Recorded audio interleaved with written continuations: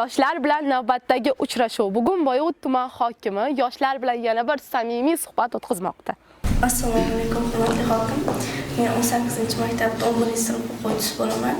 Sizdan shuni so'rab qolamanki, sport jihozlari bilan ta'minlab berishingizni.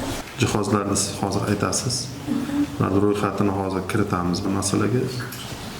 1-maygacha to'liq hal qilamiz. Rahmat. Shug'ullanadi 3 ta gruppa. Kiyimlari sal qimmatli bo'lgani uchun har bir shug'ullanishlariga shu formalar. Bu juda katta og'ir masala emas. 10 kunda ichida agar hal qilib bera olmaydigan bo'lsa, o'zimiz hal qilib berishimiz kerak. 2025-yilda yutilgan budjetga topshirilgan foydalanishga faqat hech kimni balansiga o'tmaganda qolib ketgan.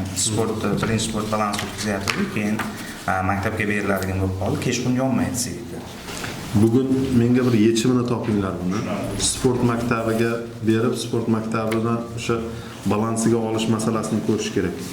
Qo'shimcha biznes qilmoqchiman o'zim. Chorvachilik qilib, chorvasini o'rganishim uchun 100 ming chiqarmoqchiman. O'zi xohlagan firmasidan va tadbirkordan muomalasidan yoki asoslanishni olib keladi. Masala yo'q. Agar Qaysi bank biriktirilgan? Xalq bankida. Xalq bank bilan birga ishlaysizlarda 100 million so'm chorva kreditini tezlashtirib hal qilib beringlar.